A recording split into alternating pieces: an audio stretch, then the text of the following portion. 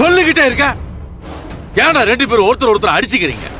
நீங்க 2 பேரும் அடிச்சுக்கிறதுக்கு பதிலா என்ன அடிச்சு கொன்னுடுங்க. நிம்மதியா போய் சேர்ந்துறேன். அதுக்கப்புறம் நீங்க 2 பேரும் அடிச்சுக்கங்க. அப்பா இல்லப்பா. கண்ணே கொஞ்சம் பேசாம இரு. எந்த பிரச்சனை பண்ணாத விடு. எப்படி விட முடியும்? எப்படி விட முடியும்? போய் சொல்லி என் கணத்தை நிறுத்த பாத்திருக்கா. டேய், எல்லாம் தெரிஞ்ச மாதிரி பேசாத. அண்ணன் போய் சொல்ல மாட்டா. போய் சொல்ல வேண்டிய அவசியம் அவளுக்கு கிடையாது. என்னமா இது? விடுறா. நீ அண்ணத்தையும் சரியா புரிஞ்சுக்கல, அந்த கமிஷனரையும் சரியா புரிஞ்சுக்கல. 2 பேரும் எப்ப சரியா புரிஞ்சுக்கிறியோ அப்பதான் உன் வாழ்க்கை நல்லா இருக்கும். இல்ல மட்டும் என் வாழ்க்கையை நல்லா பண்ணி குத்துருவேன். நீ பேசுற பேச்சு. கண்ணே கூட்டிட்டு மேல போ.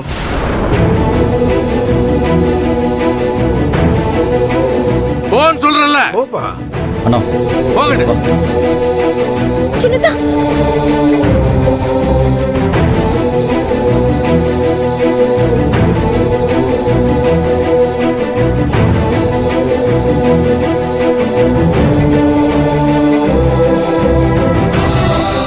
டேய் சரவணா,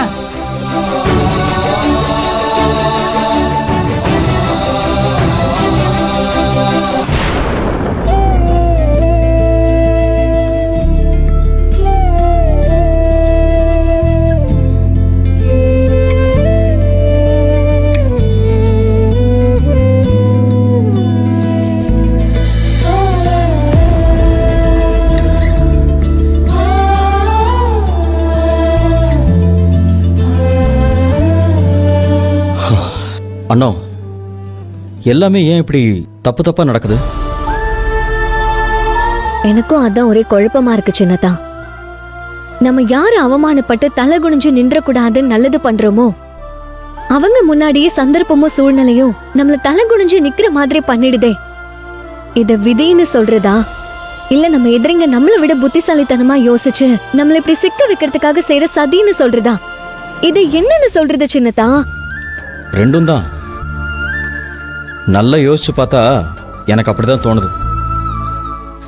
இதையெல்லாம் ஒரு பாடமா எடுத்துக்கிட்டு நாம புரிஞ்சுக்க வேண்டியது ஒன்னே ஒண்ணுதான். இனிமே யார் எக்கெடுக்கிட்டு போனாலும் பரவாயில்லன்னு சொல்லி கண்டுக்காம இருந்துட வேண்டியதான். அது எப்படி முடியும் சின்னதா? கட்டகுண்ட அண்ணனுக்கு கவுன்சிலர் சீட்டு தரேன்னு சொல்லி ரம்யா ஏமாத்திட்டு இருக்கா. அது தெரிஞ்சு எப்படி நம்ம கண்டுக்காம இருக்கிறது? அது சரி. ரம்யாவை பத்தி அக்கா கிட்ட சொன்னதுனால என்ன நடந்துச்சு? அக்கா உன்னை நம்பினாளா? இல்லல்ல. அந்த ரம்யாவை நம்பிக்கிட்டு உண்மையில கோச்சிக்கிட்டு தனியா போய் எங்கேயோ உட்காந்துக்கிட்டு இருக்கா. இதோ இப்ப சரவணன் ரம்யா தான் மனசுல என்னவா நினைச்சிட்டு இருக்கா, எந்த இடத்துல வச்சிருக்கான்னு அவனுக்கு புரிய வச்சு அவன் வாழ்க்கையை காப்பாத்தணும்னு ரம்யா பிச்சைக்காரிகிட்ட போட்ட கொலுசை வாங்கிட்டு வந்து நீ எவ்வளவோ போராடின. இப்ப சரவணனும் உன்னை நம்பாம ரம்யாவை நம்பிக்கிட்டு உன்னை எடுத்துரிஞ்சு பேசி கேவலமா பேசிட்டு போயிட்டான். இதுதானே நீ அவங்களுக்கு நல்லது நினைச்சதுக்கான பலனு? ஆமா சின்னதா, இவங்களுக்கு கெட்டது நினைக்கிற ரம்யாவோட சுயரூபத்தை வெளியே கொண்டு வந்து காட்டி இவங்களுக்கு புரிய வைக்கலான்னு முயற்சி பண்ணா மறுபடியும் நான் தான் இவங்களுக்கு கெட்டது நினைக்கிறவளா இவங்க முன்னாடி நிக்கிறேன். இதெல்லாம் யோசிச்சு பாக்குறப்போ ஒரு கட்டத்துல நான் இவங்களுக்கு நல்லது பண்றேனா இல்ல இவங்க எல்லாரும் நினைக்கிற மாதிரி நான் இவங்களுக்கு கெட்டதான் பண்றேனான்னு எனக்கே குழப்பமா இருக்கு. ஏன் இப்படி பேசிட்டு இருக்க? இல்லங்க சின்னதா, நான் நிஜமாவே சொல்றேன்.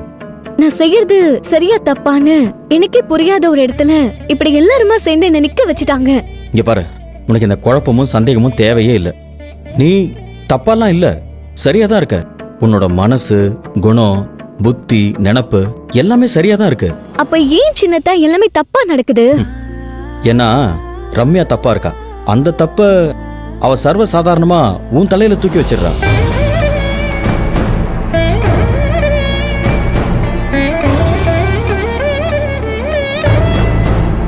அண்ணா, உண்மையிலேயே ரம்யா பிச்சைக்காரிக்கு கொலுசை கொடுத்துருக்கா.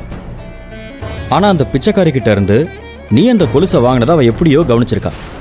அவசரமா போய் கடையில இருந்து அதே டிசைன்ல அதே மாடல்ல இன்னொரு கொலுசை வாங்கி காலில் மாட்டிட்டு இருந்திருக்கா. சரவணனும் அம்மாவும் கோவமா போய் கேட்டதும் கொலுசை காட்டி 2 பேரையும் நல்லா ஏமாத்திருக்கா. கூடவே 2 பேருக்கும் வேப்பலை அடிச்சு சாம்பிராணி போட்டு அனுப்பி விட்டா. அதான் 2 பேரும் கோவத்துல இவ்வளவு நேரமா ஜிங்கு ஜிங்கு ஆடினாங்க. ஏன் சின்னதா, பெரிய தானா அத்தையும் கடைசி வரைக்கும் நம்மள நம்பவே மாட்டாங்களா? எப்படி நம்புவாங்க? அவங்க 2 பேரும் தான் நம்மள புரிஞ்சுக்கவே இல்லையே. புரிஞ்சுக்காதவங்களுக்கு எப்படி நம்ம மேல நம்பிக்கை வரும்? ஏற்கனவே சரவணனும் அம்மாவும் நம்ம மேல பயங்கர கடுப்புல இருக்காங்க. அவங்க கிட்ட சமய சந்தர்ப்பம் பார்த்து ரம்யா இல்லாததையும் பொல்லாததையும் சொல்லி ஏத்தி விட்டுக்கிட்டே இருக்கா. அவ பேச்ச கேட்டுட்டு இவங்க நம்ம கிட்ட கோவப்பட்டுட்டு இருக்காங்க. அதே இல்ல சின்னதா, பெரிய தானும் அத்தையும் நம்மள தோக்கடிச்சு அவங்க ஜெயிச்சுட்டு இருக்கிறதா நினைச்சு சந்தோஷப்பட்டுட்டு இருக்காங்க. ஆனா உண்மையிலேயே அவங்க 2 பேரையும் தோக்கடிச்சு அந்த ரம்யா தான் ஜெயிச்சிட்டு இருக்கா. ம். இத எப்ப இவங்க புரிஞ்சுக்க போறாங்களோ? என்னைக்காவது ஒரு நாள் புரிஞ்சுதான் ஆகணும். ஆனா அந்த நாள் எப்போ வரும் தான் தெரியல. ஆனா ஒண்ணு கன்ஃபார்ம், காலம் கடந்து ரம்யாவை பத்தி சரவணனும் அம்மாவும் தெரிஞ்சுக்கிறப்ப இத்தனை நாளா பாம்புக்கு பால் வாத்துருக்கோங்கிற உண்மையை அவங்க புரிஞ்சுப்பாங்க. அது வரைக்கும் சரவண ரம்யா ரொம்ப நல்லவன் நினைச்சு கனவு கண்டுகிட்டே தான் இருப்பான். அதனால நீ இதையே நினைச்சு கவலைப்பட்டு இருக்காத. ம்?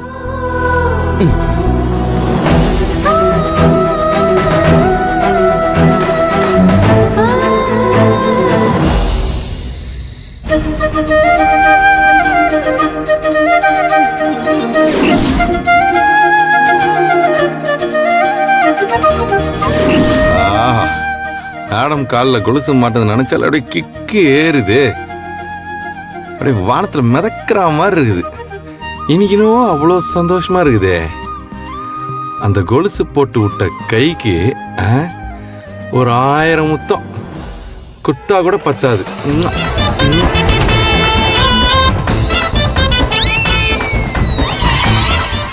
என்னாச்சு இவனுக்கு?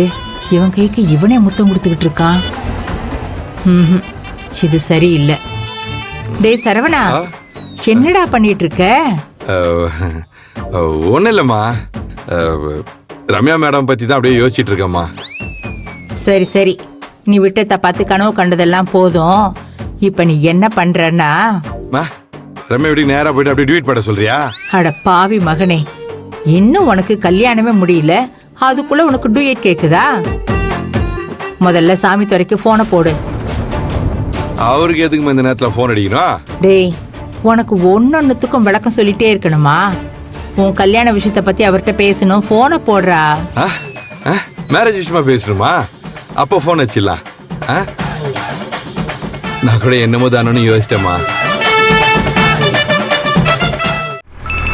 என்னங்க போன் அடிக்குது பாருங்க. யாரு? அட மாப்பிள்ள தான் ஃபோன் எடுத்து பண்றாரு. பேசுங்க. சொல்லுங்க மாப்பிள்ள. சாமித்துறை, நான் செண்பகம் பேசுறேன். ஓ செண்பகமா? என்னம்மா இந்த நேரத்துல ஃபோன் பண்ணிருக்க? மாமா, என் மேரேஜ் விஷயமா பேசணும்னு அம்மா சொல்லிச்சு, அதான் நான் ஃபோன் அடிச்சேன். டேய், குறுக்க பேசாம சும்மா இருடா. எங்க என்ன செண்பகம், என்ன மரியாதை இல்லாம டா போட்டு பேசுற? ஐயோ சாமித்துறை, நான் ஒன்னும் சொல்லலப்பா, என் பிள்ளைய சொன்னேன். ஆமா மாமா, அம்மா என்னதான் வாடா போடான்னு சொல்லிச்சு. அப்படியா மாப்பிள்ள? சரி சரி சரி. செண்பகம், நீ விஷயத்த சொல்லுமா. சாமித்துறை, முகூர்த்தத்துக்கு நாள் நெருங்கிட்டு வருது. வாசல்ல முகூர்த்த கால் நடணும்.